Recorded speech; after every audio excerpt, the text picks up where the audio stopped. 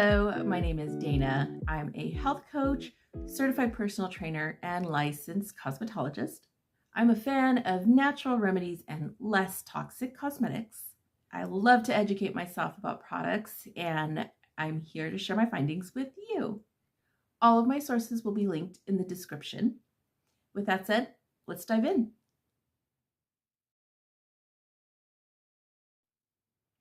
Today's product is one that I'm going to be making myself. It is a no-bake tropical cake bar.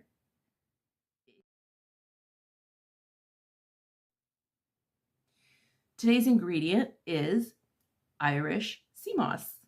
The official name for this ingredient is Chondrus crispus, aka Carrageenan. It is a red algae. There are several different kinds of algae. There's green algae, brown algae, and this one is red algae. It's found off of the coast of the Atlantic, North America, Europe, and the British Isles. Carrageenan is used as a food thickener, stabilizer, and as a vegan substitute for gelatin. It grows best in intertidal regions, which are the areas of the coast that are like when the tide is high, it is submerged, but then when the tide is low, everything is sticking up into the air. So those are the intertidal regions. It's considered a primary producer. It also helps to distribute nutrients in the surrounding waters. It's a food source for smaller organisms and a shelter for small fish who need to keep safe from predators. Besides wild harvesting, there's also algae farms. As with anything, sustainability is a concern. You can always research the companies that have Irish sea moss to see if they are sustainably farmed or raised. Believe it or not, this ingredient has been used for centuries for soups and hot drinks and even medicine by cultures such as Ireland, the Caribbean, and Japanese, just to name a few. Since the 1970s, Carrageenan has been used as a food additive in dairy products, baked goods, processed meat products, as well as baby formula here in the Western world. Previously, I found a scientific paper in the NIH that discussed the health benefits of different types of seaweed/algae, including Rhodophyta, which is the red variety, like I said, which is what this particular algae is. Seaweeds, all seaweeds, not just the red algae or the red seaweed, were said to be a good source of vitamins A, several of the B vitamins, vitamin C, D, E, K, as well as minerals such as calcium, iron, iodine, magnesium, and potassium. At one point, the medical industry even touted the anti-tumoral activity against certain types of cancer cells without negatively affecting the healthy cells. With these types of medical claims, you can see how seaweeds were seen by the health, wellness, and vegetarian/vegan communities as having such a beneficial ally on their side. Not only did science come up with these claims, but that certain cultures have been using this ingredient for, like I said, centuries in their diets. With that said, you can see why so many people were excited to explore the culinary and medicinal uses for this sea plant. But then, well, science decided to take another look at some studies. I found a paper written by the Cornucopia Institute, which before this ingredient dive, I had no clue about. I don't really know much about this organization. Like I said, this is the first time I was hearing of it. But I did read the paper, and it did cite many studies since, I think it was like the 60s, that were saying carrageenan in and of itself is not a good player. The main findings from these studies is that not carrageenan itself, but in the degradation of it when it goes through our digestive process, namely being broken down by hydrochloric acid or the stomach acid that we have in our stomachs naturally. It may cause possible stomach issues such as ulcerative colitis, irritable bowel disease, and possibly tumors. In another paper that was put out by the NIH, it mentions the issues that were discussed in the Cornucopia Institute paper, and I put it in the description.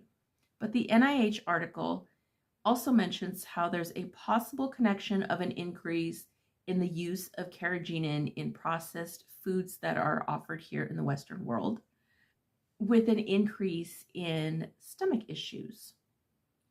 Although the studies were conducted in both animal studies and using the cells of the stomach lining, the epithelial cells in the stomach lining, both papers admit that in vivo studies, or actual in human, living human, those kinds of studies have yet to be conducted. So they really don't know for sure, for a fact, whether or not this ingredient, carrageenan, does degrade in the human body and causes the stomach issues. Should you consume it? Like I said, every time, it's completely up to you. If you're a vegan or vegetarian, you may want to see if Irish moss or sea moss or Irish moss paste, aka carrageenan, is used in your foods. I know a lot of products nowadays try to steer away from carrageenan, but looking through just popular products such as certain ice creams and other dairy products is actually still in use. But then when I looked at certain vegan, vegetarian products, they use different gums like guar gum, but they steered away from carrageenan in particular. Okay, so why Irish moss paste? Okay, I didn't even know that was a thing until I took a raw vegan dessert making course a couple years ago, and in it they used Irish moss paste. And I was like, what the heck is this? But they teach you how to use it, and they were singing the praises of Irish moss paste. So I just knew it as Irish moss paste. And I didn't do my due diligence, I'll admit, and to look up what this particular ingredient was. Now, I've heard of carrageenan, and I didn't know what it was. I just knew that it was in certain products, like ice cream, and I love ice cream, and other products. So what gets me thinking is the fact that it's used in other cultures, and these cultures do really well. I mean, people tout the traditional Japanese diet as being really healthy. And so if they use this for medicine and or some food, I haven't heard of people having major stomach issues if they stick to that kind of diet. Now, if they transition to the Western diet, that's a whole different story. If they're sticking to their traditional diet and they're not having problems and they're consuming this, I don't know. I'm not a scientist, obviously. I'm not a doctor. I'm not claiming to be. But I just think those are just things that I think of.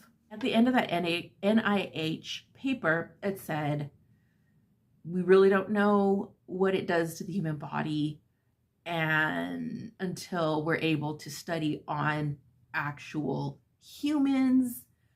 But I mean, is that ever going to happen? So until then, we have to stick with the results that we have from the other studies, animal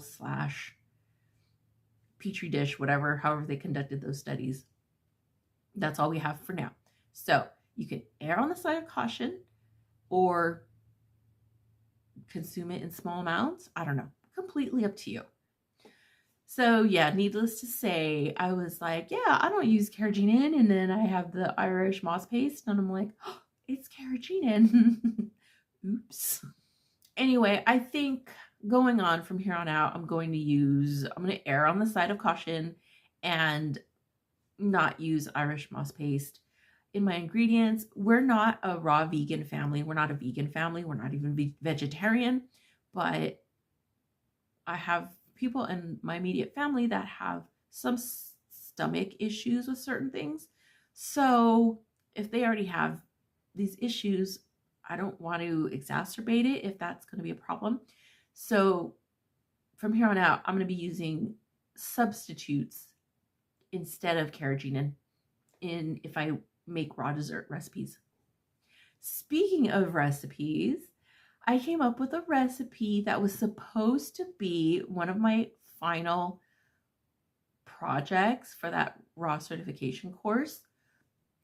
This version is not vegan, and I guess it's sugar-free.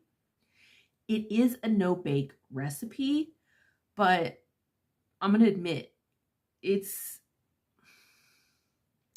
easy. It's just time consuming. So you're having like a little get together, dinner, whatever, and special occasion, and you just want to make it that day. I wouldn't recommend that. The video I'm about to show you, it's just a quick demo.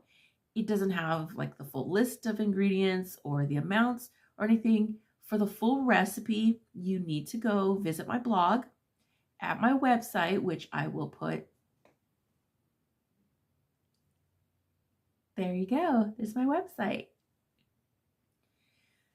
Here is a quick overview of how I made my tropical cake bars. Take a look.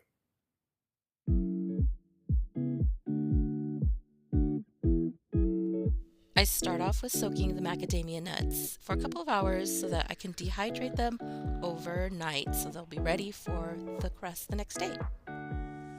The next step would be to make coconut milk and coconut pulp. So to do that, you blend your water and shredded coconut so that you can strain them. Once it's all blended, I pour it into a bag strainer and I make sure that I squeeze out as much of the liquid as I can so that I can get the pulp afterwards. And this is the coconut pulp. I also put it in the fridge overnight so that it won't be as sticky. It's the next day and I am ready to blend my macadamia nuts that have been dehydrated with the rest of the dry ingredients for the crust. I am adding the rest of the dry ingredients to the macadamia nuts. First one was coconut flour. Second one is oat flour. Next comes the powdered sweetener. And the last one will be mesquite powder. I've linked the ingredients in my blog.